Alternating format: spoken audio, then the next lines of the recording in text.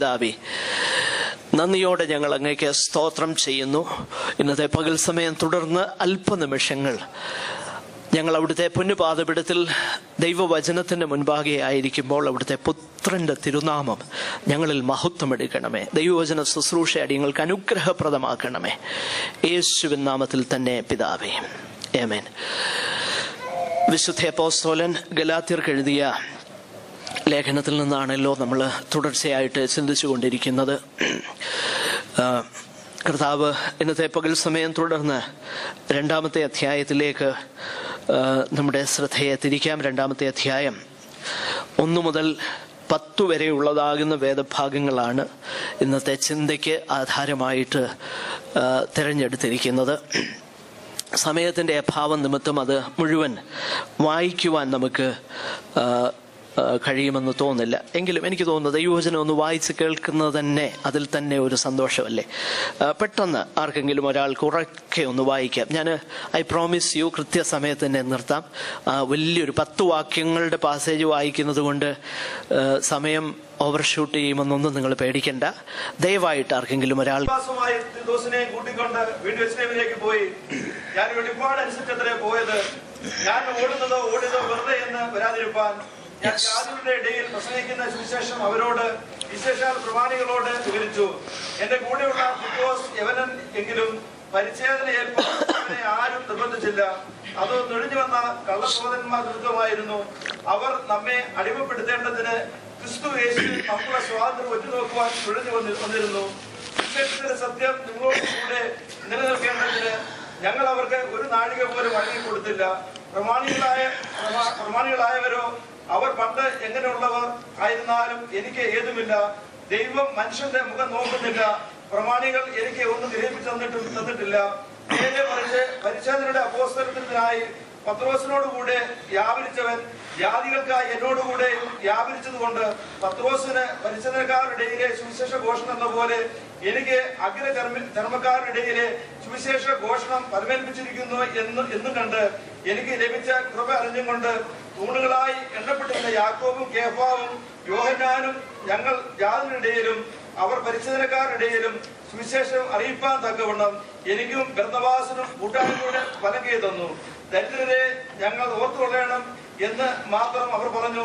അങ്ങനെ ചെയ്യുവാൻ ഞാൻ ഉത്സാഹിച്ചുമിരിക്കുന്നു. Praise the Lord. ഈ കഴിഞ്ഞ ദിവസങ്ങളിലായിട്ട് നമ്മൾ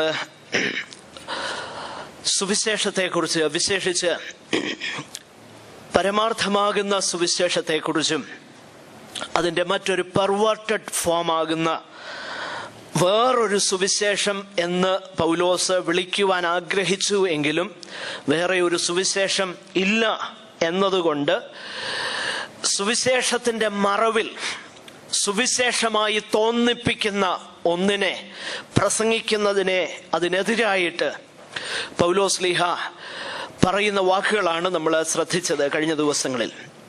പല കാര്യങ്ങൾ നമ്മൾ കണ്ടു. ഒന്ന്, അവർ നല്ല തുടക്കമായിരുന്നു, എന്നാൽ അവരുടെ അവസാനം അല്ലെങ്കിൽ അവരുടെ പുരോഗതി വളരെ ഖേദകരമെന്ന് ഉള്ളത് നമ്മൾ ദൈവവചനത്തിൽ നിന്ന് കണ്ടു. 2, മറ്റൊരുവനിലേക്ക് അവർ പെട്ടെന്ന് തിരിയുന്നത് കൊണ്ട് പൗലോസ് ആശ്ചര്യപ്പെടുന്നു. 3-മതായിട്ട് തനിക്ക് ലഭിച്ചതാകുന്ന സുവിശേഷം ദൈവത്താലുള്ള വെളിപ്പാടിനാൽ നേരിട്ട് തനിക്ക് ലഭിച്ചതായി താൻ അവകാശപ്പെടുന്നു. തൻ്റെ വെളിപ്പാടിൻ്റെ അവകാശവാദം മാത്രമല്ല, ആ അവകാശവാദത്തെ സാധൂകരിപ്പാൻ അത് തന്നിൽ വരുത്തിയ മാറ്റത്തെക്കുറിച്ച് വളരെ ധൈര്യത്തോടെ പൗലോസ് ലീഹ അവരോട് പറയുന്നു. അതെപ്രകാരം ദൈവനാമത്തിൻ്റെ പുകഴ്ചയ്ക്ക് കാരണമായി തീർന്നു. ഈ കാര്യവും പൗലോസ് ലീഹ അവരോട് പറഞ്ഞു. ഇത്രയും കാര്യങ്ങളാണ് കഴിഞ്ഞ ആഴ്ചകളിൽ നമ്മൾ ചിന്തിച്ചത്. ഈ 2-ാം അധ്യായം 1 മുതൽ 10 വരെയുള്ള വാക്യങ്ങളും അതിനോട് ബന്ധപ്പെട്ട വിഷയം തന്നെയാണ്. ഞാൻ പണ്ടൊക്കെ ഈ ഭാഗം വായിക്കുമ്പോൾ എന്തിനാ ഇത്രയും ദീർഘമായിട്ട് പൗലോസ് ഈ കാര്യങ്ങളൊക്കെ എഴുതിയതെന്ന് ഞാൻ ചിന്തിച്ചിട്ടുണ്ട്.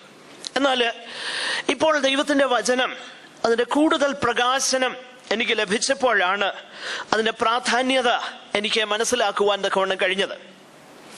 പൗലോസ് ഇവിടെ പറയുവാൻ ആഗ്രഹിക്കുന്ന പ്രധാനപ്പെട്ട വിഷയങ്ങൾ ഇവയാണ്. 1, ഈ സുവിശേഷം എന്നുള്ളത് തനിക്ക് വളരെ സവിശേഷമായി കർത്താവിങ്കൽ നിന്ന് നേരിട്ട് താൻ പ്രാപിച്ചതാണെങ്കിലും ഈ സുവിശേഷം അപ്പോസ്തലന്മാര് വിശ്വസിക്കുന്ന സുവിശേഷം തന്നെയാണെന്ന് ഉറപ്പിക്കുവാൻ വേണ്ടിയിട്ടാണ് ഈ ഭാഗം അത്രയും താൻ എഴുതിയത്. അതുമാത്രമല്ല, അപ്പോസ്തലന്മാർ തൻ്റെ സുവിശേഷത്തിന് ഒരു അഡീഷനോ ഡിഡക്ഷനോ ഒന്ന് കൂട്ടിച്ചേർക്കുകയോ ഒന്ന് കുറയ്ക്കണമോ എന്നും ആവശ്യപ്പെട്ടില്ല എന്നുള്ളതും തെളിയിക്കുവാനാണ് ഈ ഭാഗം താൻ എഴുതുന്നത്. കാരണം അവിടെ തീത്തോസിനെയും ബർന്നബാസിനെയും കൂട്ടിയാണ് 14 വർഷങ്ങൾക്ക് ശേഷം തൻ്റെ മാനസാന്തരത്തിന് ശേഷം താൻ യെരുശലേമിലേക്ക് കടന്നുപോയത് എന്ന് താൻ പറയുന്നു. അങ്ങനെ താൻ ചെല്ലുമ്പോൾ തീത്തോസ് എന്ന് പറയുന്ന മനുഷ്യൻ യവനനാണ്, ജാതീയനാണ്. ജാതീയനാകുന്ന ആ പ്രിയപ്പെട്ടവനെ പരിച്ഛേദന ഏൽക്കാനായിട്ട് അപ്പോസ്തലന്മാർ നിർബന്ധിച്ചില്ല എന്ന കാര്യം പ്രത്യേകമായി താൻ എടുത്തെഴുതുന്നത് കൊണ്ട് താൻ പറയുന്നത് ഇതാണ്: ക്രിസ്തുവേശുവിൽ ഉള്ളതാകുന്ന വിശ്വാസം കൃപയാൽ മാത്രമാണ് രക്ഷ. ജാതീയനായിരുന്നവൻ യഹൂദനായ ശേഷമല്ല അവൻ ക്രിസ്ത്യാനിയാകുന്നത്. നേരെ മറിച്ച് യഹൂദനെ, പരിച്ഛേദനക്കാരെ അങ്ങനെ തന്നെയും അഗ്രചർമ്മികളെ അതുപോലെ തന്നെയും കൃപയാൽ ഉൾക്കൊള്ളുകയും അവരെ കൃപയാൽ ദൈവമക്കളാക്കുകയും ചെയ്യുന്നതാണ് സുവിശേഷം. ഈ സന്ദേശമാണ് ഈ വേദഭാഗത്ത് താൻ ചൂണ്ടിക്കാണിപ്പാനായിട്ട് ആഗ്രഹിക്കുന്നത്. അതിനോടുള്ള ബന്ധത്തില് പ്രധാനമായിട്ടുള്ള 2-3 കാര്യങ്ങൾ ആ ഭാഗത്തു നിന്നും നിങ്ങളെ ചൂണ്ടിക്കാണിപ്പാനായിട്ട് ഞാൻ ആഗ്രഹിക്കുന്നു. ഒന്ന്, സുവിശേഷത്തിന്റെ സത്യമെന്ന് പറഞ്ഞാൽ അതൊന്നേ ഉള്ളൂ, 2 ഇല്ല. മാത്രമല്ല അതിന് മാറ്റവുമില്ല. The truth of the gospel is one and it is unchanging. സുവിശേഷ സത്യം ഒന്നേയുള്ളൂ. സുവിശേഷ സത്യം നിലനിൽക്കുന്നതാണ്. സുവിശേഷ സത്യത്തിന് കാലങ്ങൾ കഴിയുമ്പോൾ മാറ്റമുണ്ടാകുന്നില്ല. ഈ കാര്യം ഒന്നാമതായിട്ട് നാം കാണുന്നു. 2, ഈ സുവിശേഷ സത്യത്തിനു വേണ്ടി അവിടുത്തെ സകല വിശുദ്ധന്മാരും നിലനിൽക്കണം. എന്തു വില കൊടുത്തും സുവിശേഷ സത്യത്തിനു വേണ്ടി ആരൊക്കെ മാറിപ്പോയാലും വില കൊടുക്കാൻ വിശുദ്ധന്മാര് തയ്യാറാകണം. നമ്മൾ ആ ഭാഗം ശ്രദ്ധിച്ചാൽ ഒരു കാര്യം നമുക്ക് മനസ്സിലാകും. പൗലോസ് പറഞ്ഞു 4-ാം വാക്യത്തില് കള്ള സഹോദരന്മാര് നുഴഞ്ഞു വന്നു. പക്ഷെങ്കിൽ അവിടെ ആ പ്രത്യേക വിഷയത്തോടുള്ള ബന്ധത്തിൽ കർക്കശ സ്വഭാവക്കാരനാകുന്ന ഒരു പൗലോസിനെയാ കാണുന്നത്. പൗലോസേ, ഇതെന്താ നിന്റെ ഈഗോയുടെ പ്രശ്നമാണോ? ഞാൻ പറയല്ല, ഇത് സുവിശേഷത്തിന്റെ സത്യം നിലനിൽക്കുമോ ഇല്ലയോ എന്ന പ്രശ്നമാ. അവിടെ എനിക്ക് കോംപ്രമൈസ് ചെയ്യാൻ പറ്റുകയില്ല. അതുകൊണ്ട് ഈ കള്ള സഹോദരന്മാരോട് മാത്രമല്ല ഏറ്റുമുട്ടാൻ പൗലോസ് തയ്യാറായത്.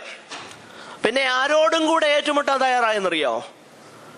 11 മുതൽ 14 വരെയുള്ള വാക്യം വായിച്ചു കഴിഞ്ഞാൽ പത്രോസ് അപ്പോസ്തലനോട് പോലും മുഖാമുഖം പരസ്യമായി ഏറ്റുമുട്ടി അവനെ തിരുത്തുവാൻ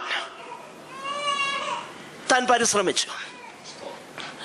ആ കാര്യത്തെക്കുറിച്ച് ഞാൻ വിശദീകരിക്കും. അപ്പോൾ ഞാൻ പറഞ്ഞു വരുന്നതിന്റെ താല്പര്യം, പ്രിയരെ, സുവിശേഷ സത്യത്തിന്റെ വിഷയം വരുമ്പോൾ അവിടെ വ്യക്തിബന്ധങ്ങളോ സഭയിലെ ഹൈറാർക്കിയൽ ഓർഡറോ അധികാര ശ്രേണിയോ നേതൃത്വമോ ഒന്നും നമ്മുടെ വിഷയമല്ല. വിശുദ്ധന്മാർക്ക് ഒരിക്കലായി ഫലമേൽപ്പിക്കപ്പെട്ടതാകുന്ന ഈ അതിവിശുദ്ധ വിശ്വാസത്തിനായി ഓരോ ദൈവ പൈതലും പോരാടുക തന്നെ വേണം. We have to fight it. Yes, we have to fight it out. ഒരു മിലിറ്റന്റ് ഔട്ട്ലുക്ക് ആയിരിക്കണം ഈ കാര്യത്തിൽ ജനങ്ങൾ ദൈവ മക്കൾക്കുണ്ടാകേണ്ടത്. നമ്മുടെ പ്രശ്നം അതല്ല. നമ്മുടെ പ്രശ്നം സുവിശേഷ സത്യം എന്തൊക്കെ ആരൊക്കെ കോട്ടിമാറ്റിയാലും നമ്മൾ കംഫർട്ടബിളാ, നമുക്ക് ഒരു വിഷയമില്ല, എന്നെ വേണേ പറയട്ടെ.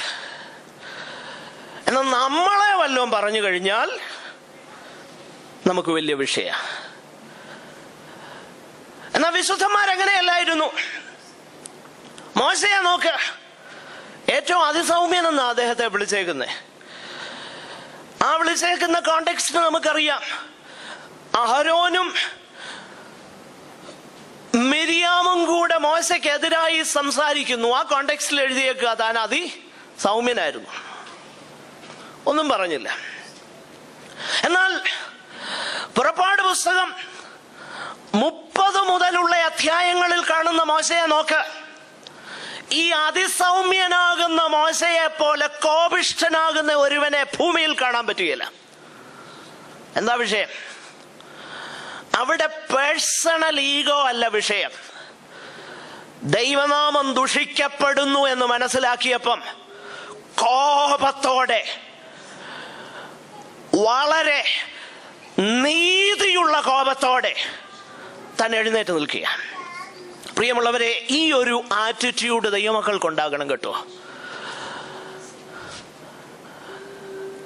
ദൈവവചനത്തിന്റെ സത്യങ്ങളെ വളച്ചൊടിക്കുന്ന പ്രവണതകൾക്കെതിരെ ദൈവസഭ മുഖം നോക്കാതെ, അതാരായാലും കൊള്ളാം, മുഖം നോക്കാതെ ദൈവമക്കൾ ദൈവവചന സത്യത്തിന് വേണ്ടി നിൽക്കണം. ആകട്ടെ, ആ വിഷയം ഞാൻ പിന്നീട് വിശദീകരിക്കാം. ഈ 2 കാര്യങ്ങൾ പ്രാധാന്യത്തോടെ കാണുന്നു. ഒന്ന്, സുവിശേഷ സത്യം ഒന്നേ ഉള്ളൂ, അതിന് മാറ്റമില്ല. 2, സുവിശേഷ സത്യത്തിനു വേണ്ടി എന്തു വില കൊടുക്കാനും ദൈവജനം തയ്യാറാകണം. ഈ സത്യമാണ് ഈ വേദഭാഗത്ത് പ്രധാനമായിട്ട് നമുക്ക് കാണാൻ കഴിയുന്നത്. The truth of the gospel must be maintained at any cost. ഈ 2 സത്യങ്ങൾ പ്രധാനമായിട്ട് ഇവിടെ നമുക്ക് കാണാൻ കഴിയുന്നുണ്ട്. നമുക്ക് മടങ്ങി വരാം. ഒന്നാമതായിട്ട്, സുവിശേഷത്തിന്റെ സത്യം അതൊന്നേ ഉള്ളൂ, അത് മാറ്റമില്ലാത്തതാണ്. ഒന്നേ ഉള്ളൂ എന്നതിൻ്റെ തെളിവായിട്ട് പൗലോസ് അവിടെ പറയുന്നത് ശ്രദ്ധിക്കണം. താൻ പറയുന്നു, എനിക്ക് കിട്ടിയതാകുന്ന ഈ സുവിശേഷം യേശുക്രിസ്തുവിനാലുള്ള വെളിപ്പാടിനാലാ കിട്ടിയത്. എന്നിട്ട് നാം പറയുന്നു, യെരുശലേമിലുള്ള അപ്പോസ്തലന്മാരെ ഒന്നും അപ്പോൾ ഞാൻ കണ്ടില്ല. പിന്നെ പറയുന്നു, പ്രമാണിമാരാരും എനിക്കൊന്നും ഗ്രഹിപ്പിച്ച് തന്നിട്ടില്ല. അപ്പോസ്തലന്മാരെ കുറിച്ചാണ് പറയുന്നത്. ആ വിശുദ്ധന്മാരാരും തന്നെ എന്റെ സുവിശേഷം എന്ന് ഞാൻ വിളിക്കുന്ന കർത്താവിന്റെ സുവിശേഷത്തിന് അവര് എനിക്കൊന്നും ഗ്രഹിപ്പിച്ച് തന്നിട്ടില്ല. ഞാൻ നേരിട്ടിത് പ്രാപിച്ചു. It is so independent of other apostles. എന്നാൽ അതേ സമയം തന്നെ താൻ വേറൊരു കാര്യം പറയുന്നത് ശ്രദ്ധിക്കണം. ഇത് അവരിൽ നിന്ന് എനിക്ക് കിട്ടിയതല്ലെങ്കിലും അവര് പറയുന്ന സുവിശേഷവും ഞാൻ പറയുന്ന സുവിശേഷവും തമ്മിൽ ഒരു വ്യത്യാസവുമില്ല. പത്രോസും യാക്കോബും യോഹന്നാനും പ്രസംഗിച്ച അതേ സുവിശേഷം തന്നെയാണ് പൗലോസ് അവകാശപ്പെടുന്നു ഞാനും പ്രസംഗിക്കുന്നത്. പക്ഷെ ഒരു വ്യത്യാസമേ ഉള്ളൂ. അവർ യഹൂദന്മാരുടെ ഇടയിലാണ് ശുശ്രൂഷ ചെയ്യുന്നത്, പക്ഷെ ഞാൻ എവിടാ ശുശ്രൂഷ ചെയ്യുന്നത്? ജാതികളുടെ ഇടയിലാണ് ശുശ്രൂഷ ചെയ്യുന്നത്. ഈ വ്യത്യാസമേ ഉള്ളൂ. നോക്കണം, ഞാൻ ജാതികളുടെ ഇടയിൽ ശുശ്രൂഷയ്ക്കായിട്ട് എന്നെ ദൈവം വിളിച്ചു. അവരെ പരിച്ഛേദനക്കാരുടെ ഇടയിൽ, യഹൂദന്മാരുടെ ഇടയിൽ ദൈവം വിളിച്ചു. ഈ ഒരു വ്യത്യാസമല്ലാതെ എന്റെ സുവിശേഷവും അവരുടെ സുവിശേഷവും എന്ന 2 സുവിശേഷങ്ങളില്ല, രണ്ടും ഒന്ന.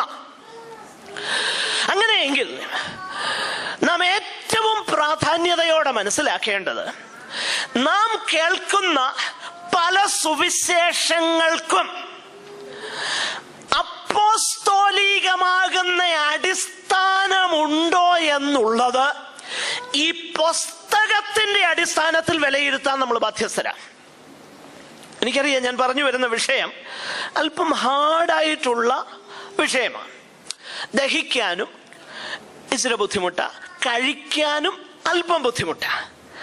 പക്ഷെ എങ്കിൽ വചനത്തിലുള്ളതല്ലേ, ദൈവസഭയോട് ഇത് മുഴുവൻ പറയേണ്ടതല്ലേ. ദൈവത്തിന്റെ ആലോചന ഒട്ടും മറച്ചു വെക്കാതെ മുഴുവനും അറിയിച്ചു തന്നില്ലെങ്കിൽ ഞാൻ കുറ്റക്കാരനാകും. അതുകൊണ്ടാണ് ഞാനിത് പറയുന്നത്. അപ്പോൾ സുവിശേഷം ഒന്നേ ഉള്ളൂ. ഒരു സുവിശേഷത്തിന്റെ മാനദണ്ഡം ദൈവവചനം. ദൈവവചനമാകുന്ന മാനദണ്ഡം കൊണ്ട് സകലതിനെയും അളക്കണം. അതിന്റെ വേണമെങ്കിൽ ഒരു ടെസ്റ്റർ നമുക്കൊന്ന് ശ്രദ്ധിക്കാം.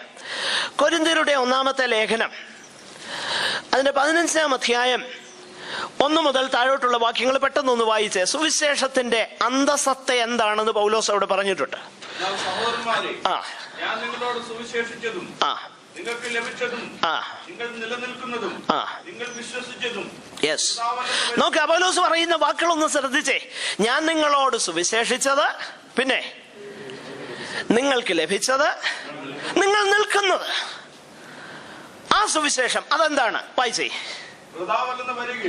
നിങ്ങൾ രക്ഷിക്കപ്പെടുന്നതുമായ സുവിശേഷം നിങ്ങൾ പിടിച്ചുകൊണ്ടാൽ ഞാൻ ഇന്ന വിധം നിങ്ങളോട് സുവിശേഷിച്ചിരിക്കുന്നെന്ന് നിങ്ങളെ ഓർപ്പിക്കുന്നു. ക്രിസ്തു നമ്മുടെ പാപങ്ങൾക്ക് വേണ്ടി എന്താ സുവിശേഷം? ക്രിസ്തു നമ്മുടെ പാപങ്ങൾക്ക് വേണ്ടി തിരുവെഴുത്തുകളിൻ പ്രകാരം മരിച്ചു, അടക്കപ്പെട്ടു, ഉയർത്തെഴുന്നേറ്റു. നോക്കുക, അപ്പൊ സുവിശേഷം എന്ന് പറഞ്ഞാൽ എന്താണെന്നുള്ളത് അവിടെയുണ്ട്. ക്രിസ്തു നമ്മുടെ പാപങ്ങൾക്ക് വേണ്ടി മരിച്ചു എന്ന് പറയുമ്പോൾ അതിന്റെ അർത്ഥം ഒരു വ്യത്യാസവും ഇല്ല. എല്ലാവരും പാപം ചെയ്ത് ഒരുപോലെ ദൈവ തേജസ് ഇല്ലാത്തവരായി തീർന്നു. ക്രിസ്തു അതിന് പരിഹാരം വരുത്താൻ വേണ്ടി മരിച്ചെന്നുള്ളത് പ്രാധാന്യമാണ്. ഒന്ന്, കേൾവിക്കാരോട് അപ്പോസ്തലന്മാരെല്ലാം പറഞ്ഞിട്ടുള്ള ഒരു കാര്യം, ഈ വക്രതയുള്ള തലമുറയിൽ നിന്ന് രക്ഷപ്പെടുവീൻ. അവരുടെ പ്രതികരണം, സഹോദരന്മാരെ, ഞങ്ങൾ എന്നാ ചെയ്യേണ്ടത്? അപ്പോൾ ഒന്നാമത്തെ കാര്യം, സത്യ സുവിശേഷത്തിന്റെ അടിസ്ഥാനം മനുഷ്യന്റെ പാപാവസ്ഥയും ക്രിസ്തുവിനെ കൂടാതെ മനുഷ്യൻ നഷ്ടപ്പെട്ടവനാണെന്നുമുള്ള സത്യം ഉണ്ടായിരിക്കണം. അതാ ഒന്നാമത്തെ കാര്യം. 2, നാം രക്ഷിക്കപ്പെടുവാൻ ആകാശത്തിന്റെ കീഴിൽ ഭൂമിയുടെ മുകളിൽ വേറെ ഒരു നാമവുമില്ല, യേശുവെന്ന ഒറ്റ നാമമേ ഉള്ളെന്ന് പറയണം. ആ യേശു ക്രിസ്തു നമ്മുടെ പാപങ്ങൾക്ക് വേണ്ടി തിരുവെഴുത്തുകളിൻ പ്രകാരം മരിച്ചു, തിരുവെഴുത്തുകളിൻ പ്രകാരം അടക്കപ്പെട്ടു, തിരുവെഴുത്തുകളിൻ പ്രകാരം ഉയർത്തെഴുന്നേറ്റു. ഇതില്ലാത്തതൊന്നും സുവിശേഷമല്ല. ഇതില്ലാത്തതൊന്നും സുവിശേഷമല്ല. അവിടെ 10,000 കൂടിയാലും അത് സുവിശേഷമല്ല. അവിടെ അത്ഭുതങ്ങൾ നടന്നു എന്ന് അവകാശപ്പെട്ടാലും അത് സുവിശേഷമല്ല.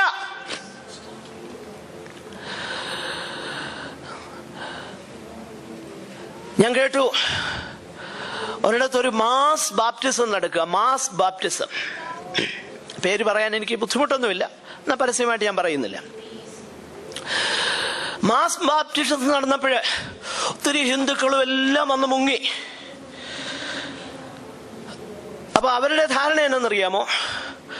ഹൈന്ദവ മാർഗത്തിൽ ഒത്തിരി സ്നാനങ്ങളൊക്കെയുണ്ട്. പ്രത്യേകിച്ച് ദിവ്യന്മാരുടെ കീഴിൽ ചില നദികളിലൊക്കെ മുങ്ങിയാൽ പുണ്യം കിട്ടുമെന്നുള്ള വിശ്വാസമുണ്ട്. ഒത്തിരി പേര് വന്ന് മുങ്ങി. കുറെ പേര് മുങ്ങി കഴിഞ്ഞപ്പം സ്നാപകൻ വെള്ളത്തിൽ നിന്ന് വിളിച്ചു, ഇനി ആരുണ്ട്? ഒത്തിരി സഹോദരിമാര് പിന്നെയും വന്ന് മുങ്ങി. അവര് പറയുന്നത് എന്താണെന്നറിയോ? 100 കണക്കിന് ആൾക്കാരാണ് രക്ഷിക്കപ്പെട്ട് സ്നാനപ്പെട്ടതെന്നാ പറയുന്നേ. പക്ഷെ അതിനകത്ത് ഞാൻ ധൈര്യത്തോടെ വിളിച്ചു പറയാൻ ആഗ്രഹിക്കുന്ന കാര്യം അവിടെ സുവിശേഷമില്ലായിരുന്നു എന്നുള്ളതാണ്. അവരൊന്നും സ്വർഗരാജ്യത്തിൽ കാണുമെന്ന് നമുക്ക് വിശ്വസിക്കാൻ ഒക്കുകയില്ല. കാരണം സുവിശേഷത്തിന്റെ അടിസ്ഥാനം ഇതാ അപ്പോസ്തലന്മാർ പറഞ്ഞത്. അപ്പൊ നമ്മൾ ചിന്തിക്കും, അപ്പോസ്തലന്മാരും നമ്മുടെ ചിന്ത എന്നാന്നറിയാം, നമ്മുടെ ചില ഹെൽപ്പൊക്കെ വേണം കർത്താവിന് ആൾക്കാരെ രക്ഷിക്കണമെങ്കിൽ. അതിനു വേണ്ടിയിട്ട് നമ്മൾ ചില പൊടിക്കൈകളൊക്കെ പ്രയോഗിക്കും. അതുകൊണ്ട് ഉപദേശി പാവങ്ങളോട് ഇതൊന്നും പറയേണ്ട കാര്യമില്ല. അവരോട് പറയേണ്ടത്, നിങ്ങൾക്ക് കർത്താവ് പ്രൊവൈഡ് ചെയ്യും, നിങ്ങളുടെ പ്രശ്നങ്ങൾക്ക് പരിഹാരം ഉണ്ടാക്കും, ഇതൊക്കെയാ പറയേണ്ടേ. അങ്ങനെയല്ല യേശു പറഞ്ഞത്. അങ്ങനെയല്ല അപ്പോസ്തലന്മാര് സുവിശേഷം പ്രസംഗിച്ചത്. അപ്പോസ്തലനായ പൗലോസ് തന്നെ സുവിശേഷം പ്രസംഗിച്ച പല ചരിത്രങ്ങൾ, പല സംഭവങ്ങൾ, പല പ്രസംഗങ്ങൾ അപ്പോസ്തല പ്രവൃത്തിയിൽ രേഖപ്പെടുത്തിയിട്ടുണ്ട്. അതിൽ 2 പ്രധാനപ്പെട്ട സംഭവങ്ങൾ ഞാനങ്ങ് പറഞ്ഞു പോകാം. വീട്ടിൽ പോയി നിങ്ങൾ അത് റെഫർ ചെയ്ത് വായിച്ചു നോക്കി അത് കൃത്യമെന്ന് ബോധ്യപ്പെട്ടുകൊള്ളണം. അപ്പോസ്തല പ്രവൃത്തി 14-ാം അധ്യായം 8 മുതലുള്ളതാകുന്ന വാക്യങ്ങളിൽ പൗലോസിന്റെ 1ാമത്തെ മിഷണറി യാത്രയിൽ ലുസ്ത്രയിൽ കടന്നു എന്നപ്പോൾ അവിടെയുള്ള ബർബരന്മാരെന്ന് പറഞ്ഞാൽ പഠിപ്പില്ലാത്ത നിരക്ഷര കുക്ഷികളാകുന്ന സാധുക്കളോട് പ്രസംഗിച്ച പ്രസംഗം അവിടെ എഴുതിയിട്ടുണ്ട്. അവിടെ എഴുതിയേക്കുന്ന പ്രസംഗം വിശേഷിച്ച് വായിച്ചു നോക്കിക്കഴിഞ്ഞാൽ അവർക്ക് മനസ്സിലാകുന്ന ഭാഷയായിരുന്നേ ഉള്ളൂ. പക്ഷെങ്കിൽ അവിടെ യാതൊരു വിധമാകുന്ന ഇളവും പൗലോസ് അനുവദിച്ചില്ല. മനസ്സിലാകുന്ന ഭാഷ പറഞ്ഞു. എന്ത് ഭാഷയാ?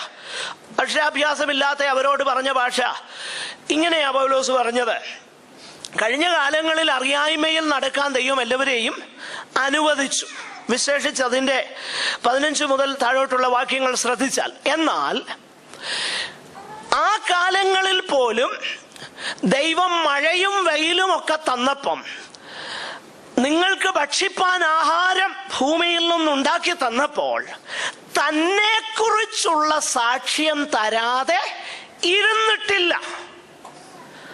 നോക്കണം, അക്ഷരാഭ്യാസമില്ലാത്തവരോടും പറയുമ്പോൾ നിങ്ങൾക്കിനിയും കഴിക്കാനും കുടിക്കാനും തരുന്ന ഒരാളെ ഞാൻ പരിചയപ്പെടുത്തി തരാമെന്നല്ല പൗലോസ് പറഞ്ഞത്. നേരെ മറിച്ച് കഴിഞ്ഞ കാലങ്ങളിലും ദൈവം തന്നെ കുറിച്ചുള്ള സാക്ഷ്യം ഈ കാര്യങ്ങളിൽ കൂടെ നിങ്ങൾക്ക് തന്നു. അതുകൊണ്ട് ഇനിയും ദൈവത്തെ അറിയാതിരിക്കാൻ നിങ്ങൾക്ക് യാതൊരു എക്സ്ക്യൂസും ഇല്ലെന്ന് അവരോട് പറഞ്ഞത്. ഇനിയും തന്റെ 2ാമത്തെ മിഷണറി യാത്രയില് ഏഥൻസിൽ ചെല്ലുമ്പോൾ അവിടെ നടത്തുന്ന പ്രസംഗവും അതുപോലൊക്കെ തന്നെയാ. ആദ്യം പറഞ്ഞത് അക്ഷരാഭ്യാസം ഇല്ലാത്തവരോടാണെങ്കിൽ ഏഥൻസിൽ ചെന്ന് പറഞ്ഞത് ഭയങ്കര തത്വജ്ഞാനം തലയ്ക്ക് പിടിച്ചിരിക്കുന്ന ഭയങ്കര ജ്ഞാനികളോട് അരയോഗപമധ്യേ നിന്നുകൊണ്ട് പൗലോസ് പ്രസംഗിച്ചപ്പം തുടങ്ങിയത് ഇങ്ങനെയാ: അജ്ഞാത ദേവന് എന്നുള്ളതാകുന്ന ഒരു വേദിക്കല്ല് ഞാൻ കണ്ടു, അത് തന്നെ ഞാൻ നിങ്ങളോട് പറയുന്നു. എന്നിട്ട് താഴോട്ട് നമ്മൾ വായിച്ചു നോക്കിക്കഴിഞ്ഞാൽ അതിന്റെ 30ഉം 31ഉം വാക്യങ്ങൾ വായിച്ചു നോക്കിക്കഴിഞ്ഞാൽ ദൈവം ന്യായവിധിക്കായിട്ട് ഒരു പുരുഷനെ ഒരുക്കിയിരിക്കുന്നു. നോക്കിക്കേ, അപ്പോൾ അക്ഷരാഭ്യാസമില്ലാത്തവരോട് സംസാരിച്ചപ്പോഴും ഫിലോസഫേഴ്സിനോട് സംസാരിച്ചപ്പോഴും പൗലോസിന് ധൈര്യത്തോടെ പറയാൻ കഴിയുന്ന ഒരു കാര്യമുണ്ട്: യഹൂദന്മാർ അടയാളം അന്വേഷിക്കുന്നു, യവനന്മാർ ജ്ഞാനം അന്വേഷിക്കുന്നു, പക്ഷെങ്കിൽ ഞങ്ങളോ ക്രൂശിക്കപ്പെട്ട യേശുവിനെ പ്രസംഗിക്കുന്നു. ഈ ക്രൂശിക്കപ്പെട്ട യേശുവിനെ ഒഴികെ വേറൊന്നും അറിയാത്തവനായി ഇരിപ്പാൻ പൗലോസ് എപ്പോഴും ആഗ്രഹിച്ചെന്നാ താൻ പറയുന്നത്. എന്നാ ഇന്നതല്ല പറയുന്നത്.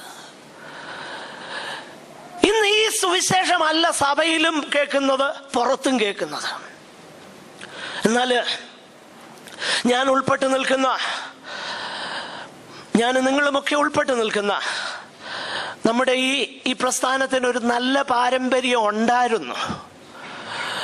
ആ പാരമ്പര്യത്തിലേക്ക് നമ്മളൊന്ന് മടങ്ങി വന്നിരുന്നെങ്കിൽ എന്ന് ഞാൻ പലപ്പോഴും ഓർക്കാറുണ്ട്. ഒരിക്കല് കർത്താവിന്റെ ദാസൻ പാസ്റ്റർ TG ഉമ്മൻ ഒരു സഭയില്, അന്നൊക്കെ 2-3 ആഴ്ചകളാണ് ബൈബിൾ ക്ലാസ് നടത്തുക. അദ്ദേഹത്തെ കണ്ടിട്ടുള്ള, അദ്ദേഹത്തിന്റെ പ്രസംഗം കേട്ടിട്ടുള്ളവരുണ്ടോ ഇവിടെ? ഞാൻ ചെറുപ്പകാലത്ത് തന്നെ നേരിട്ട് കേൾക്കുവാൻ എനിക്ക് കഴിഞ്ഞിട്ടുണ്ട്. ഒരു സഭയിൽ 2-3 ആഴ്ചത്തെ ബൈബിൾ ക്ലാസ് കണ്ടിന്യൂസ് ഇങ്ങനെ നടക്കുക. അന്ന് ലാസ്റ്റ് സൺഡേ, അന്ന് ഗൾഫിൽ നിന്ന് അവിടെ ഒരു അച്ചായൻ വന്നു. അവിടുത്തെ പ്രമുഖനാകുന്ന ഒരു അച്ചായന. ആ കാലങ്ങളിൽ എനിക്ക് തോന്നുന്നേ ഈ തൂക്കമൊന്നും പ്രശ്നമല്ലെന്ന് തോന്നുന്നു. 2-3 പെട്ടിയൊക്കെ ആൾക്കാർ കൊണ്ടുവരുമായിരുന്നു. പക്ഷെ ഒരു പ്രശ്നമുണ്ട്, കസ്റ്റം ക്ലിയറൻസ് വളരെ സ്ട്രിക്റ്റാ അക്കാലങ്ങളിൽ. ഞാൻ കണ്ടിട്ടുണ്ട് പണ്ടൊക്കെ എൻ്റെ ജ്യേഷ്ഠന്മാരെയൊക്കെ സ്വീകരിക്കാനൊക്കെ പോയിട്ടുള്ളൂ. അപ്പം അന്ന് ഈ വ്യൂയിങ് ഗാലറി ഉണ്ട്, അവിടെ നിന്ന് കാണാം അകത്തന്നെ നടക്കുന്നതെന്ന്. ചിലപ്പോൾ കണ്ടിട്ടുണ്ട് നിവിയ ക്രീമൊക്കെ തുറന്നേച്ച് അതിനകത്ത് കമ്പിട്ട് ഇളക്കി നോക്കുന്നു കണ്ടിട്ടുണ്ട്, അതിനകത്ത് വല്ലതും ഇരിപ്പുണ്ടോന്ന്. അങ്ങനെ ഒരു കാലം ഉണ്ടായിരുന്നു. ഇന്നത്തെ പോലെ സ്ക്രീനിങ് ഒന്നും ഇല്ലാത്ത സമയമാണ്. അപ്പൊ ഈ അച്ഛൻ സഭായോഗത്തിന് എഴുന്നേറ്റ് നിന്ന് സാക്ഷ്യം പറഞ്ഞു, എൻ്റെ പ്രിയപ്പെട്ടവരെ, ദൈവം അത്ഭുതം പ്രവർത്തിച്ചു. എൻ്റെ മുന്നിൽ നിന്ന ആളിൻ്റെ പെട്ടി വരെ അവർ മുഴുവൻ അഴിച്ചിട്ട് പരിശോധിച്ചു. ഞാൻ അവിടെ നിന്ന് ഉള്ളൊരുകി പ്രാർത്ഥിച്ചു. എൻ്റെ ഒരു പെട്ടിയും തുറന്നില്ല. കർത്താവിൻ്റെ ദാസൻ TG ഉമ്മൻ താൻ എഴുന്നേറ്റപ്പോൾ ആദ്യം ഈ പറഞ്ഞ സാക്ഷ്യം പറഞ്ഞ അദ്ദേഹത്തിന്റെ മുഖത്തോട്ട് നോക്കി ആദ്യം പറഞ്ഞ കാര്യം ഇങ്ങനെ, എടാ, ഇങ്ങനെ അദ്ദേഹം വിളിച്ചു, എടാ, നീ ദേശത്തെ നിയമത്തിന് വിരുദ്ധമായിട്ട് കൊണ്ടുവന്നത് കള്ളക്കടത്ത് നടത്തി തരാനല്ല കർത്താവ് ഇരിക്കുന്നത്. എന്നിട്ട് ഉപദേശിയെ നോക്കിയിട്ട് പറഞ്ഞു, എടാ, നീ എന്തിനാണ് അതിനുവേണ്ടി സ്തോത്രം ചെയ്തത്?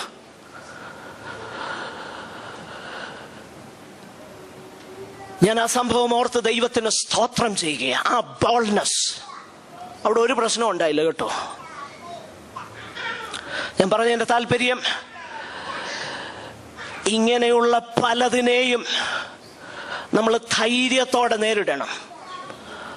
സുവിശേഷം എന്ത്? കർത്താവ് ആരാണ്? കർത്താവ് എന്താ ചെയ്തത്? ഇത് ചെയ്തു തരാനിരിക്കുന്ന ഒരുവനെയാണോ സഭയിൽ പ്രസംഗിക്കുന്നത്? അതാണോ സത്യസുവിശേഷം? അല്ല. ഇതിനു വേണ്ടിയിട്ട് തന്റെ പുത്രനെ അയക്കേണ്ട കാര്യമൊന്നുമില്ലായിരുന്നു. പുത്രനെ നിഷ്കരുണം കൈവിട്ട് കളയേണ്ടതിന്റെ ആവശ്യമൊന്നുമില്ലായിരുന്നു. അതിന്റെ ആവശ്യമല്ലോ ഉണ്ടോ? എന്നാ പുത്രനെ തന്നത് എന്തിനാണെന്നറിയാം? എല്ലാവരും ഇവിടെ ശ്രദ്ധിച്ചേ. പുത്രനെ തന്നത് പാപികളായിരുന്ന നമ്മെ രക്ഷിക്കാനാണ്. അതെല്ലാ സൺഡേയിലും എല്ലാ ഫ്രൈഡേയിലും ദൈവസഭയിൽ പ്രസംഗിക്കപ്പെടണം. ക്രിസ്തു നമ്മുടെ പാപങ്ങൾക്ക് വേണ്ടി തിരുവെഴുത്തുകളൻ പ്രകാരം മരിച്ചു, അടക്കപ്പെട്ടു, ഉയർത്തെഴുന്നേറ്റു. അവൻ പാപം കൂടാതെ മടങ്ങി വരാൻ പോകുകയാണ്. ഇത് കുറഞ്ഞ ഒരു പരിപാടിക്ക് നമ്മൾ കോംപ്രമൈസ് ചെയ്യരുത്. അതാണ് നമ്മൾ ഇവിടെ നിന്ന് മനസ്സിലാക്കുന്നത്. 2, ഞാൻ മുൻപോട്ട് പോകട്ടെ. പ്രിയമുള്ളവരെ, രണ്ടാമതായിട്ട് പൗലോസ് പറയുന്നത്, ഇതിനെന്ത് വില കൊടുക്കാനും നമ്മൾ തയ്യാറാകണം. സുവിശേഷത്തിന് വേണ്ടി എന്ത് വില കൊടുക്കാനും നമ്മൾ തയ്യാറാകണം. അതുകൊണ്ടാണ് 4-ാം വാക്യം മുതൽ നമ്മൾ താഴോട്ട് വായിച്ചു നോക്കിക്കഴിഞ്ഞാൽ 4-5 വാക്യങ്ങൾ ഒന്ന് വായിക്കാമോ പെട്ടെന്ന്? അവർ നമ്മെ അടിമപ്പെടുത്തേണ്ടതിന് ക്രിസ്തുയേശുവിൽ നമുക്കുള്ള സ്വാതന്ത്ര്യം നുഴഞ്ഞു വന്നിരുന്നു. വിശേഷത്തിന്റെ സത്യം നിങ്ങളോടുകൂടെ നിലനിൽക്കേണ്ടതിന് ഞങ്ങൾ അവർക്ക് ഒരു നാമം പോലും. നോക്കുക, 2 പ്രാവശ്യം പൗലോസ് ഉപയോഗിക്കുന്ന ഒരു വാക്ക് നുഴഞ്ഞു വന്നു. നുഴഞ്ഞു വന്നെന്ന് പറഞ്ഞാൽ എന്നാ അതിന്റെ അർത്ഥം? നുഴഞ്ഞു വരിക എന്ന് പറഞ്ഞാൽ to get in unnoticed. ആരും അറിയത്തില്ല. അകത്തുണ്ട്, പക്ഷേ അകത്തുണ്ട്. പിന്നെ പൗലോസ് അവരെ വിളിക്കുന്നത് കള്ള സഹോദരന്മാരെന്ന. പക്ഷെ പ്രശ്നം അതല്ല. ഇവര് കള്ള സഹോദരന്മാരെന്ന് പറയുന്ന ഒരു ബാഡ്ജ് ഒന്നും കുത്തിക്കൊണ്ടല്ല വന്നതെന്നുള്ളതാ പ്രശ്നം. അത് മാത്രമല്ല, ക്രിസ്തുയേശുവിലുള്ള നമ്മുടെ സ്വാതന്ത്ര്യത്തെ ഹനിക്കാൻ വന്നവരാണെന്നും ഇവർ പറയുന്നില്ല. നോക്കുക, നുഴഞ്ഞു വന്നു. 2 പ്രാവശ്യം ആ പദം ഉപയോഗിക്കുന്നു.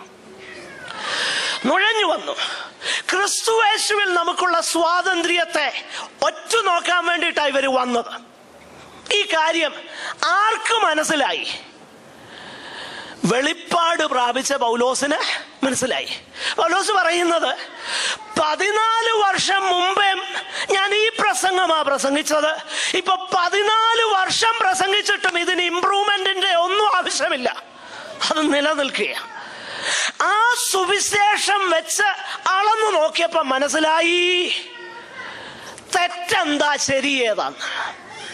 പ്രിയരെ, അതുകൊണ്ടാണ് ദൈവമക്കള് കൃത്യമായി ദൈവവചനം പഠിക്കണം. പഠിക്കാൻ എപ്പോഴും സമയമില്ലെങ്കിൽ കുറഞ്ഞ പക്ഷം ബൈബിൾ ക്ലാസ്സിനേലും വരണം. ഞാൻ പറയുന്നത് മനസ്സിലാകുന്നുണ്ട് എൻ്റെ പ്രിയരെ? അപ്പോൾ പൗലോസ് പറയുകയാണ്, അവർക്ക് ഞങ്ങൾ എന്ത് ചെയ്തില്ല? വഴങ്ങിക്കൊടുത്തില്ല. 1 ഇഞ്ച് പോലും വഴങ്ങിക്കൊടുത്തില്ല. വഴങ്ങിക്കൊടുക്കാത്തതിന്റെ കാര്യം എന്താണെന്നറിയാമോ? സുവിശേഷത്തിന്റെ സത്യം നിങ്ങളോടുകൂടെ നിൽക്കണം. ഞാൻ ദൈവത്തിന് സ്തോത്രം ചെയ്യുക. അന്ന് പൗലോസ്ലീഹ വഴങ്ങിക്കൊടുത്തിരുന്നെങ്കിൽ ജാതികളായിരുന്ന നമ്മളൊന്നും ഇന്ന് ദൈവമക്കളാകത്തില്ലായിരുന്നു. എന്നാൽ വഴങ്ങിക്കൊടുക്കാതെ ഇരുന്നത് കൊണ്ടാണ് ഞാനും നിങ്ങളും ദൈവമക്കളായി തീർന്നത് എന്ന കാര്യം നമ്മൾ മറന്നു പോകരുത്. അതുകൊണ്ട് സുവിശേഷത്തിന്റെ സത്യം പരമാർത്ഥതയോടെ തലമുറ കൈമാറി അനേകരു ദൈവമക്കളായി തീരണമെന്നുണ്ടെങ്കിൽ നമ്മൾ അതിനു വേണ്ടി വില കൊടുക്കണം. ആരെന്നുള്ളത് നമുക്ക് വിഷയമല്ല, എന്താ പറയുന്നതെന്നുള്ളതാ വിഷയം. സുവിശേഷത്തിന്റെ സത്യം. ഞാൻ പറഞ്ഞല്ലോ, പാസ്റ്റർ TG ഉമ്മനെ പോലെയൊക്കെ ഉള്ളതാകുന്ന അത്ര ശക്തരാകുന്ന ദൈവഭൃത്യന്മാരെ ദൈവം എഴുന്നേൽപ്പിക്കട്ടെ. കാരണം ഇന്ന് എന്നൊക്കെ വിളിച്ച് പറഞ്ഞാലും നമ്മൾ അവിടെയൊക്കെ കംഫർട്ടബിൾ. നിങ്ങളോട് ഞാനിത് പറയുമ്പോൾ ഇതൊരു വ്യക്തിപരമാകുന്ന വിമർശനമായിട്ട് നിങ്ങൾ കരുതരുത്, ദയവ് ചെയ്ത്. നേരെ മറിച്ച് ആശയങ്ങളെയാണ് ഞാൻ വിമർശിക്കുന്നതും ഖണ്ഡിക്കുന്നതും. അതിന് എനിക്ക് ബോധ്യമുള്ള കാര്യമാണ്. ഈ കർത്താവിനെ കുറിച്ചുള്ളതാകുന്ന സംബോധനയൊക്കെ ഈ ട്രിവ്യലൈസ് ചെയ്ത് അതിനെ വില കുറച്ചുള്ള സംബോധനകളൊക്കെ നമ്മൾ ഒഴിവാക്കണം. ഉദാഹരണത്തിന്, കഴിഞ്ഞ ദിവസം കേട്ടൊരു കാര്യം ആവർത്തിച്ച് എനിക്ക് ഭയങ്കര വിഷമം തോന്നി. തച്ചങ്കൊച്ചൻ. ഞാൻ ഓർക്കുന്നുണ്ട്, ഒരിക്കലും ഒരു സഭയിൽ ഒരു കോട്ടേജ് മീറ്റിംഗ് നടക്കുമ്പോൾ ഇന്ന് വളരെ പ്രസിദ്ധനാകുന്ന ഒരു പ്രസംഗൻ, പേര് ഞാൻ പറയുന്നില്ല, പേര് പറഞ്ഞാൽ നിങ്ങൾ എല്ലാവരും അറിയും. അദ്ദേഹം വന്ന് കോളേജിൽ പഠിച്ചുകൊണ്ടിരിക്കുന്ന സമയം ഒരു വീട്ടിൽ വന്ന് കോട്ടേജ് മീറ്റിംഗ് നടക്കുമ്പോൾ അവിടെയുള്ള പാസ്റ്റർ അദ്ദേഹത്തിന് അല്പസമയം സംസാരിക്കാൻ കൊടുത്തു. അദ്ദേഹം അന്നേ PYPയിലൊക്കെ നല്ലതായിട്ട് നല്ല രീതിയിൽ ദൈവവചനമൊക്കെ കൈകാര്യം ചെയ്ത്, നിങ്ങൾക്ക് എല്ലാവർക്കും അറിയാം, പേര് പറഞ്ഞു, അതുകൊണ്ട് ഞാൻ പേര് പറയുകയില്ല, സ്ഥലവും പറയുകയില്ല. അദ്ദേഹം അന്ന് എടുത്ത വിഷയം 15 മിനിറ്റ് പാസ്റ്റർ പ്രസംഗിക്കുന്നതിന് മുൻപേ അദ്ദേഹത്തിന് സമയം കൊടുത്തു. അദ്ദേഹം എടുത്ത വിഷയം കർത്താവിൻ്റെ 12ാമത്തെ വയസ്സിൽ നമ്മുടെ വാഴ്ത്തപ്പെട്ടവനാകുന്ന കർത്താവ് ദൈവാലയത്തിൽ ഇരിക്കുകയും അവിടുത്തെ അമ്മയപ്പന്മാർ തന്നെ കൂടാതെ 3 ദിവസം യാത്ര ചെയ്ത് മടങ്ങി വരുന്ന ആ സംഭവം, അതിനെക്കുറിച്ച് താൻ വിവരിച്ച് ഇങ്ങനെ വന്നപ്പം താൻ പറഞ്ഞു, അമ്മയും അപ്പനും കൂടെ, യോസഫും മറിയയും കൂടെ ചെന്നപ്പോൾ ദൈവാലയത്തില് അവിടെ ഉണ്ടടാ ഒരു പീക്കിരി ചെറുക്കനിരുന്ന് മഹാപുരോഹിതന്മാരോട് തർക്കിച്ചും വാദിച്ചും കൊണ്ടിരിക്കുന്നതാണ് അവർ കണ്ടത്. അവിടെയുള്ള ഒരു അപ്പച്ചൻ എഴുന്നേറ്റ് പറഞ്ഞു, ഡാ നീ എന്താ പറഞ്ഞത്? നമ്മുടെ വാഴ്ത്തപ്പെട്ടവനാകുന്ന കർത്താവിനെ നീ എന്താ വിളിച്ചത്? അമ്പരന്ന് പോയി അവിടെ ഇരുന്നില്ല, സ്പെൽ ബൗണ്ടായി. അദ്ദേഹം സോറി പറഞ്ഞു. ഞാൻ പറഞ്ഞതിന്റെ താല്പര്യം എന്നാണെന്നറിയാമോ? ഇത് പിശാചിന്റെ ഒരു വലിയ തന്ത്രമാണ്. ഇങ്ങനെ ആവർത്തിച്ച് ഈ തച്ചൻ കൊച്ചൻ 10 പ്രാവശ്യം കേട്ട് കഴിയുമ്പം പിശാച് മനസ്സിൽ കർത്താവിനോടുള്ള ബഹുമാനവും പോയി, സ്നേഹവും പോയി. പിന്നെ തച്ചൻ കൊച്ചനാ. No, we have to stop it. അതാരാണെന്നുള്ളത് വിഷയമല്ല. We need to stop it.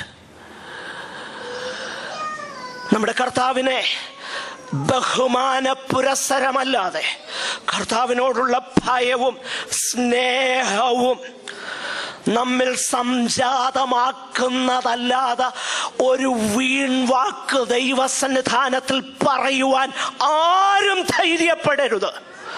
നമ്മുടെ കർത്താവ് ആരാണെന്ന ചിന്ത, അവിടുന്ന് ദേഹരൂപമെടുത്ത് ഈ ഭൂമിയിലേക്ക് വന്നു എന്നുള്ളത് നമ്മളോട് കാണിച്ച ദയ. പക്ഷേ അവിടുന്ന് ആരാ? അവിടുന്ന് ദൈവമാ. അവിടുന്ന് ആരാ? അവിടുന്ന് അടുത്തുകൂടാത്ത വെളിച്ചത്തിൽ വസിക്കുന്നവനാ. അവിടുന്ന് ആരാ?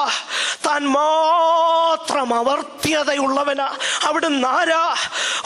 സാറാഫുകൾ 2 കൊണ്ട് പാദം മൂടി, 2 കൊണ്ട് മുഖം മൂടി, 2 കൊണ്ട് പറന്നുകൊണ്ട് സൈന്യങ്ങളുടെ യഹോവ പരിശുദ്ധൻ പരിശുദ്ധൻ പരിശുദ്ധൻ എന്ന നാമമുള്ള യാഹ്വേയാകുന്ന, അയാം ആകുന്ന, ഞാൻ ആകുന്നവനാകുന്ന നമ്മുടെ കർത്താവിന്റെ നാമം വൃഥായെടുക്കരുത്. നമ്മള് ദൈവമക്കൾക്ക് ഞാൻ പലപ്പോഴും അന്നേരം ഞാൻ തിരുത്തിയിട്ടുണ്ട്. ചുമ്മാതെ യേശുവിന്റെ നാമത്തിൽ എന്നൊക്കെ ആവശ്യമില്ലാത്ത കാര്യങ്ങൾക്ക് ചിലർ പറയാറുണ്ട്, വെറുതെ ട്രിവിയലായിട്ടുള്ള വിഷയങ്ങൾക്ക് വേണ്ടി. No, we should never do that. ഞാൻ പറഞ്ഞു വരുന്നതിന്റെ താല്പര്യം, ഇത് പിശാചിന്റെ ഒരു വലിയ തന്ത്രം. എന്നാന്നറിയാമോ? ഞാനത് ഇന്ന് പ്രഭാതത്തിൽ ഞങ്ങളിങ്ങനെ സംസാരിച്ചു വന്നപ്പോഴേ, എൻ്റെ ഒരു കസിൻ ഡിസ്നി വേൾഡിന്റെ മാർക്കറ്റിംഗ് വിഭാഗത്തിൽ വർക്ക് ചെയ്യുന്നുണ്ട്. അദ്ദേഹം എന്നോട് പറഞ്ഞ ഒരു മാർക്കറ്റിംഗ് സ്ട്രാറ്റജി ഞാൻ എപ്പോഴും ഓർക്കും. അദ്ദേഹം പറഞ്ഞത്, ചില വർഷങ്ങൾക്ക് ശേഷം ഇന്ത്യയിൽ ഡിസ്നി വേൾഡ് ലോഞ്ച് ചെയ്യാൻ പോകുകയാണ്. അവരുടെ മാർക്കറ്റിംഗ് സ്ട്രാറ്റജി ഇതാ: ഇപ്പോൾ അവർ കാര്യമായിട്ടൊന്നും ചെയ്യത്തില്ല, ക്രമേണ ഈ പൊതുസ്ഥലങ്ങളിലും ഈ മോളുകളിലും അങ്ങനെ ജനങ്ങൾ കൂടുന്നിടത്തൊക്കെ ഫ്രീ ആയിട്ട് ഡിസ്നിയുടെ മെമന്റോ ഡിസ്ട്രിബ്യൂട്ട് ചെയ്യും. അങ്ങനെ കുറച്ചു നാൾ ഇത് ചെയ്യും, ഫ്രീ ആയിട്ട് കൊടുക്കും.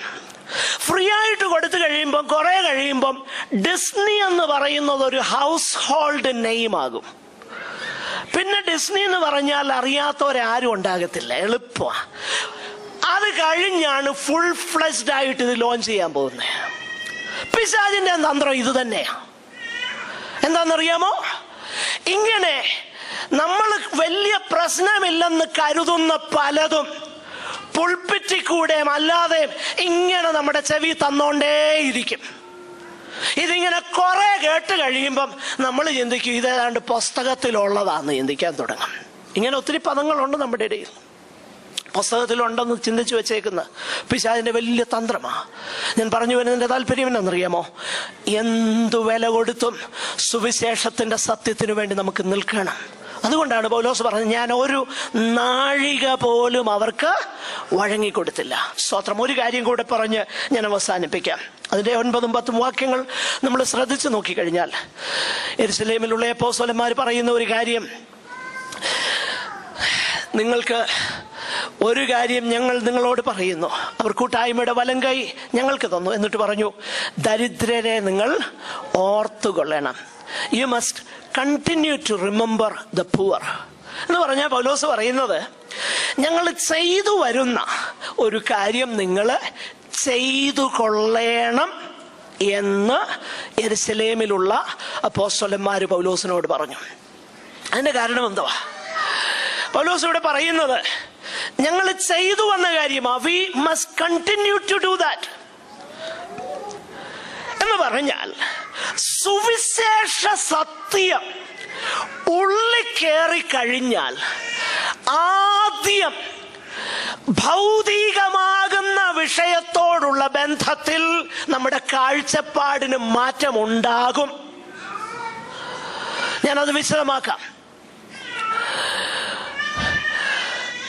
കർത്താവ് നമ്മോട് കമ്പാഷൻ ചെയ്തു, കരുണ കാട്ടി എന്നതോർക്കുമ്പോൾ മറ്റുള്ളവരോട് കരുണയില്ലാതിരിക്കാൻ ആ സുവിശേഷത്താൽ വീണ്ടും ജനിച്ച ഒരാൾക്ക് കഴിയത്തില്ല. 2, ലൂക്കോസിന്റെ സുവിശേഷത്തിൽ നമ്മൾ വായിക്കുന്ന ഒരു കാര്യമുണ്ട്. ലൂക്കോസിന്റെ സുവിശേഷം 19-ാം അധ്യായത്തിൽ നമുക്ക് പരിചയമുള്ള ഒരു സംഭവമാണ്. അവിടെ സക്കായിയുടെ ഭവനത്തിൽ യേശു കടന്നു ചെല്ലുമ്പം സക്കായി ആദ്യമേ പറയുന്ന ഒരു കാര്യമുണ്ട്. യേശു അങ്ങോട്ട് ചെന്ന് കഴിഞ്ഞപ്പോൾ സക്കായി പറയുന്നത്, എൻ്റെ വസ്തുവകയിൽ പകുതി ഞാൻ എന്തോ ചെയ്യാൻ പോകുക, ദരിദ്രർക്ക് കൊടുക്കാൻ പോകുക. പിന്നെ ചതിവായിട്ട് മേടിച്ചിട്ടുണ്ടെങ്കിൽ 4 ഇരട്ടി ഞാൻ മടക്കി കൊടുക്കും. പ്രിയമുള്ളവരെ, നമ്മൾ രക്ഷിക്കപ്പെട്ടോ ഈ സുവിശേഷം നമുക്ക് മാറ്റം വരുത്തിയോ എന്നുള്ളത് നമ്മുടെ പേഴ്സിനോട് ചോദിച്ചാൽ പറയുമെന്ന് സാരം. പറയുന്ന മനസ്സിലാകുന്നുണ്ടോ? വാസ്തവമായിട്ട് സുവിശേഷം നമുക്ക് മാറ്റം വരുത്തിയെങ്കിൽ ആ മാറ്റം നമ്മുടെ പേഴ്സിന് അറിയാമെന്നാ ദൈവവചനം നമ്മളെ പഠിപ്പിക്കുന്നത്. സ്തോത്രം. ഞാൻ എൻ്റെ വാക്കുകളെ അവസാനിപ്പിക്കുകയാണ്. നമ്മുടെ കർത്താവ് എന്താ പറഞ്ഞത്? ഭൗതിക വിഷയങ്ങളോടുള്ള ബന്ധത്തിൽ കർത്താവ് ഇങ്ങനെ പറഞ്ഞത്, മുന്നമേ അവൻ്റെ രാജ്യവും നീതിയും അന്വേഷിക്കുക, അതോടുകൂടി ഇതൊക്കെയും ഞാൻ തരാം. അതിന് പ്രൊവിഷൻ കർത്താവ് തരാമെന്ന് പറഞ്ഞിട്ടുണ്ട്. പിന്നെ എബ്രായ ലേഖനം 13-ാം അധ്യായത്തിൽ നാം ഇങ്ങനെ വായിക്കുന്നു, ഇതേ വിഷയത്തോടുള്ള ബന്ധത്തിൽ ഞാൻ നിങ്ങളെ ഒരു നാളും അനാഥരായി വിടുകയില്ല എന്ന് കർത്താവ് പറഞ്ഞിട്ടുണ്ട്. കർത്താവ് നമ്മെ നടത്താൻ വിശ്വസ്തനാണെങ്കിൽ, പ്രിയമുള്ളവരെ, ഈ സുവിശേഷം നമുക്ക് മാറ്റം വരുത്തിയെങ്കിൽ നമ്മുടെ ഭൗതിക കാഴ്ചപ്പാടിൽ വലിയ വ്യത്യാസമുണ്ടാകണം. നമ്മൾ ഏതിനാ പ്രാധാന്യം നൽകുന്നതെന്നും ഏത് നിലയിൽ നമുക്ക് കരുണയുണ്ടെന്നുള്ളതും നാം നമ്മെ തന്നെ ഒന്ന് വിലയിരുത്തണം. സുവിശേഷം എത്രത്തോളം നമ്മെ മാറ്റിയിട്ടുണ്ട്. നമുക്ക് ദൈവസന്നിധാനത്തിൽ നമ്മെ തന്നെ ഒന്ന് ശോധന ചെയ്യാം. നമുക്ക് പ്രാർത്ഥിക്കാം.